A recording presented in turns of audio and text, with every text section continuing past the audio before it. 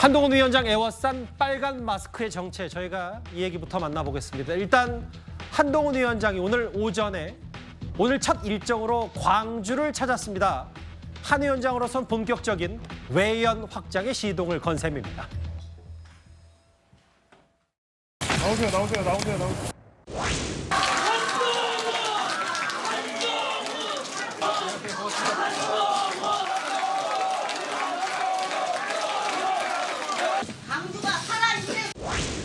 저는 부채의식이나 죄책감보다 오히려 이런 깊은 고마움과 존경심이야말로 우리가 동료 시민으로서의 연대의식을 가지는 것을 더 강하게 해준다고 생각합니다.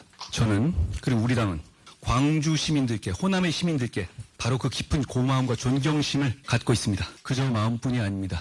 왜냐하면 우리는 정부 여당이기 때문입니다. 여러분, 우리가 광주에서 소수입니까? 아닙니다. 제가 솔직히 말씀드리죠. 우리 당은 광주에서, 호남에서 정말 당선되고 싶습니다. 그렇게만 된다면 우리 당의 승리이기 앞서서 이 나라 정치에 값을 매길 수 없을 정도의 대단한 승리가 될 것이기 때문입니다. 광주의 동료 여러분, 우리 한번 그렇게 해봅시다.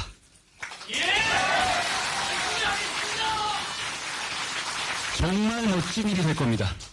가보지 않은 길이고 어려운 길임에 분명합니다. 다 알고 계십니다. 그렇기 때문에 여러분들이 더 대단하신 겁니다. 그렇지만 함께 가면 길이 됩니다. 우리 한번 같이 가봅시다.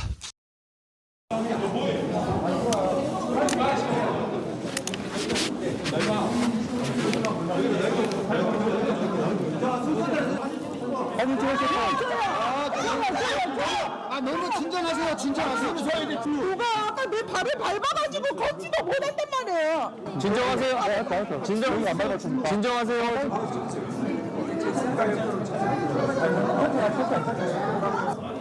광주에서도 대단한 인기네요, 정말.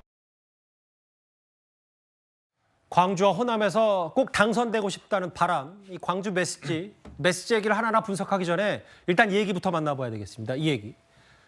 어제 저희도 전해드렸다시피 광주에서 한동훈 위원장을 살해하겠다는 협박글을 올린 40대가 긴급 체포가 됐었죠, 이현정 의원님. 네.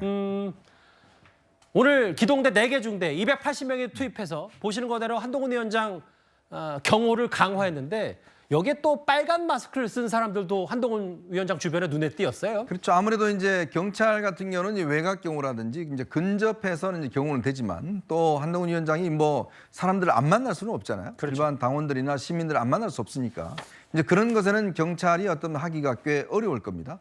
그래서 아마 당원들 중에서 경호팀을 구성한 것 같아요. 근데 이제 경호팀들이 서로를 알아야 되니까 일단은 빨간 마스크로 이제 서로의 신분을 일단 확인하고 그리고 이제 이 셀카 찍을 때라 이런데 이제 이 빨간 마스크를 한 당원들이 이제 이 위원장 옆에 있으면서 이 상황을 관리하는 이제 그런 상황이 이제 벌어진 것 같습니다. 왜냐하면 이제 지금 아까도 앵커도 말씀해 주셨지만 지금 한동훈 위원장을 겨냥한 지금 협박이 있었고 또 특히 이게 이런 일이 한번 벌어지면 모방 범죄가 꽤 일어날 수가 있거든요. 예전에 아마 보시면 특히 이제 이런 종류의 어떤 사건들이 벌어지면 모방 범죄가 자주 일어납니다. 그래서 특히 오늘 같은 경우는 이제 아무래도 광주를 이제 방문하는 거였기 때문에 이제 그런 측면에 더 이제 신경을 쓴 것 같고 그래서 오늘 한동안 이제 이 시민들과 접촉은 하되 이 빨간 마스크를 한 당원들이 이제 근접해서 한동훈 장관을 경호하는 이런 모습까지 이제 보여준 것 같습니다. 예, 화면도 나왔고 실제로 야당 대표에 대한 피습 사건이 있었기 때문에 저렇게 당원들이 경호를 자처하는 빨간 마스크를 쓰고 오전에는 같이 한동훈 위원장 주변에 있기도 했고요. 여기 보시는 것처럼 사실 이 말도 많이 이것 때문에 더 경호가 강화된 측면도 있을 겁니다. 한동훈 위원장 광주 오면 가만 안 두겠다 이 얘기 때문에 광산경찰서, 광주 북부경찰서 여러 광주의 경찰들이 총출동해서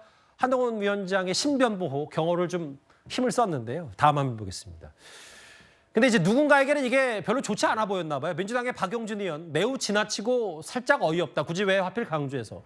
무소속 김남국 의원 차기 대통령 된 듯 한껏 취했다. 황태자 놀이하는 듯. 최진봉 교수님. 뭐 지나치다라는 박용진 의원 얘기는 100번 양보해서 그렇다 치더라도 차기 대통령이 된 듯 한껏 취했다. 이 김남국 의원의 얘기를 저희가 어떻게 해석을 할까요? 아마 야당 뭐 무소속이니까 무소속도만 야당으로 봐야 되겠죠. 야당 의원으로서 이제 정치적 발언을 했다고 생각을 하고요. 어쨌든 이제 광주 지역에 있는 경찰들 입장에서는 좀 과하게 하려고 했던 것 같아요. 왜냐하면 이재명 대표에 대한 피습 사건이 있었고 지난지 며칠 되지도 않았잖아요. 근데 한동훈 지금 비대위원장이 광주를 방문했을 때 혹시나 다른 불상사가 생기면 경찰이 이제 도저히 돌이킬 수 없는 비판에 직면하게 됩니다. 그건 뭐 불가피한 면이 없지 않아 있었을 거라고 생각해요.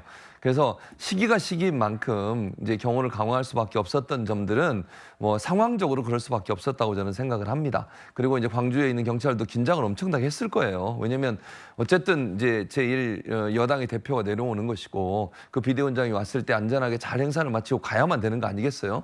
그리고 이제 그런 정말 말도 안 되는 극악무도한 사람들이 있어서도 안 되고 뭐 그래야 되지만 그런 일이 발생하면 정말 큰일 나는 거잖아요. 그래서 저는 이재명 대표에 대한 피습 사건, 이 사건이 결국은 저는 이제 경호가 좀 더 과하게 진행되는 그런 부분이 있었을 거라고 생각합니다. 예. 앞으로는 좀 줄어들 거라고 저는 보고요.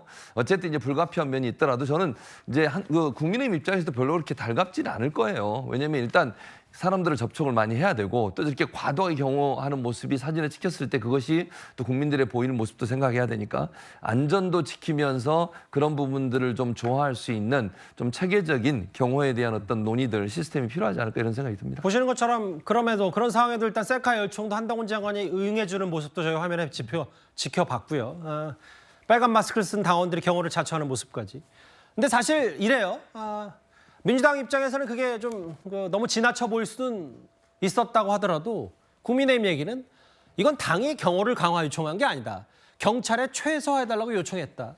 이런저런 얘기까지 덧붙였습니다. 그만큼 지금 이재명 대표 피습 사건 이후로 전국이 어설하기 때문에 특히 여당의 수장을 대하는 경호도 당연히 강화될 수밖에 없습니다. 그럼 이제 메시지 얘기를 해볼까요? 차재현 교수님. 네. 이런 얘기를 했어요. 아까 봤듯이 광주에 죄책감 대신 존경심이 있고 광주 호남에서 정말 당선되고 싶다. 어떻게 좀 평가를 하시겠어요? 아무래도 죄책감이라는 단어를 쓴 거를 보면 상당히 강주에 있어서는 그러니까 국민의힘이 좀 더 진취적이고 정치적인 뭐랄까요 상당한 또 이 지금 이 도전 정신을 갖고 다가가자는 의미가 있는 것 같습니다. 과거 이 보수 정권 시절에 뭐 여러 가지 강주에 대한 홀대 논란 이런 것 때문에 상당히 정치적으로 위축되는 측면이 있는데 그런 생각보다는 그런 생각을 버리고 강주에 대한 존경심, 그러니까 강주가 5.18 민주화 항쟁의 그 도시잖아요. 그러한 이 지금 민주주의에 대한 존경심을 갖고 좀 더 적극적으로 나가자는 이야기인 것 같고요.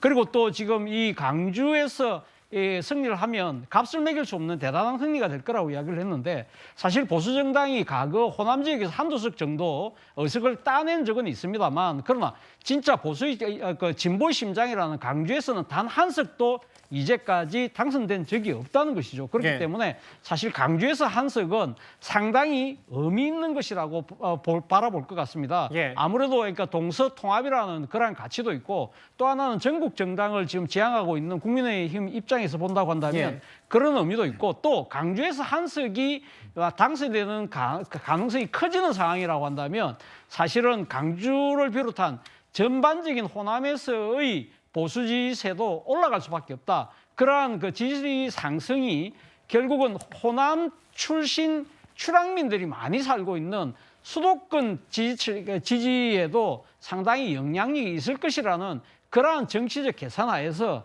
아무래도 강주에서의 정치적인 일종의 도전, 알겠습니다. 진치 이런 부분을 강조한 것 같습니다. 저기는 이제 광주 학생 독립운동 기념탑을 참배했을 때 2024년에 1929년의 광주 정신을 기억합니다라고 국민의힘 한동훈 위원장 방명록을 썼습니다.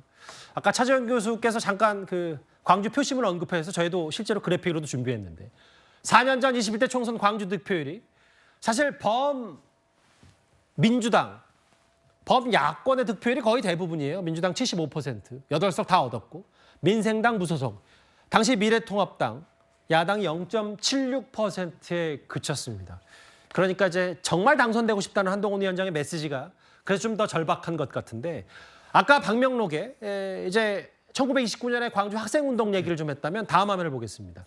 5.18 헌법 정신에 대해서 한동훈 위원장이 얘기를 했고 실제로 5.18 국립묘지도 참배했는데 어떻게 좀 평가하셨어요?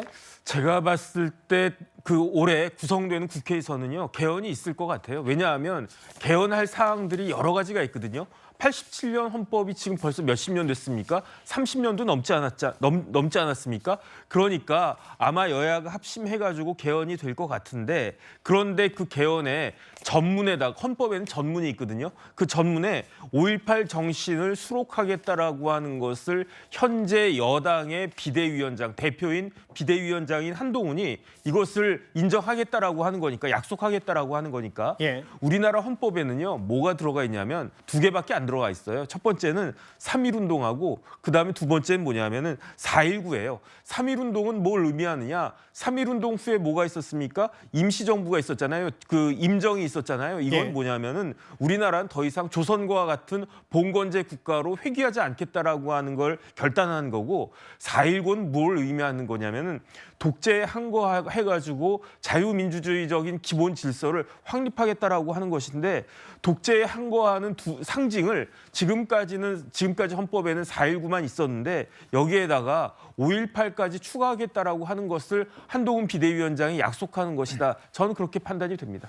그 광주에서 아까 보니까 또 당원들 만났을 때 이제 정치인 다 됐어요. 한동훈 위원장도 이제 넥타이도 저기 참배할 때 말고 넥타이도 좀 풀었고 그리고 이제 의자에 올라가서 지난번 대구에 이어서 다시 한번 또 연설하는 모습도 상당히 좀 눈에 띄었거든요. 이건 이제 참배 국립묘지 5.18 창제 오늘 이 장면들 특히 저렇게 뭐 모르겠어요. 이제 과거에 윤석열 대통령이 대선 유세 당시 이제 이른바 어퍼컷 유세가 약간의 트레이드마크였다면 이제 실내 공간 좀 협소하고 뒤에 있는 이들이 한동훈 위원장 직접 보이지 못하는 경우들이 좀 다반사이기 때문에 실제로 저렇게 의자에 올라가서 또 넥타이도 푸는 모습도 있었고 이런저런 모습까지 많이 연출이 됐습니다.